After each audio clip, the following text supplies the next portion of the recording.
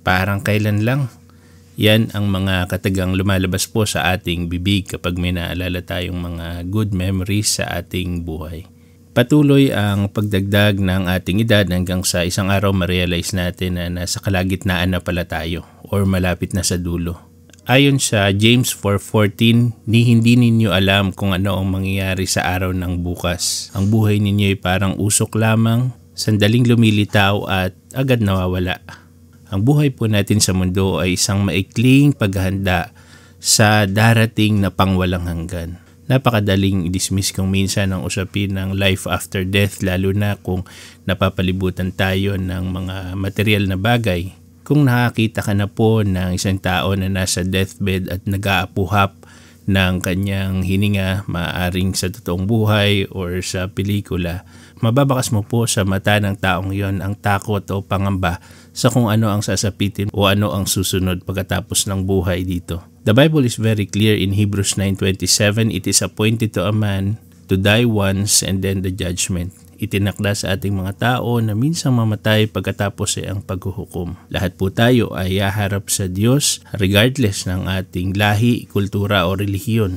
Maliwanag na nahayag sa Biblia na lahat po tayo mga tao ay nagkasala at walang sino man sa atin ang karapat-dapat sa harapan ng Diyos. At ang kasalanan ay mayroon pong kabayaran. The Bible says the wages of sin is death, but the gift of God is eternal life through Christ Jesus.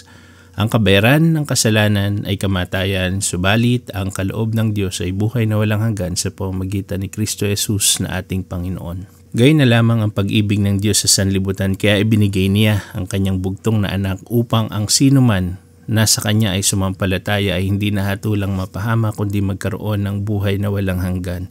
Hindi po natin kayang iligtas ang ating mga sarili, kaya ang Diyos na mismo ang gumawa ng paraan ng suguin niya ang kanyang bugtong na anak na si Jesus upang mamatay doon sa krus at pagbayaran ang penalty ng ating mga kasalanan. The Bible says God demonstrates His love to us that while we were yet sinners, Christ died for our sins. At ang lahat ng tumanggap at nanalig sa Kanya ay binigyan niya ng karapatang maging anak ng Diyos. Kaya atin nga pong isalig ang ating pananalig sa ating Panginoong Hesus at magpakumbaba po tayo, isuko natin sa Kanya ang ating mga kasalanan, tanggapin po natin ang ating kalagayan at sampalatayanan natin Siya bilang Panginoon at tagapagligtas ng ating buhay.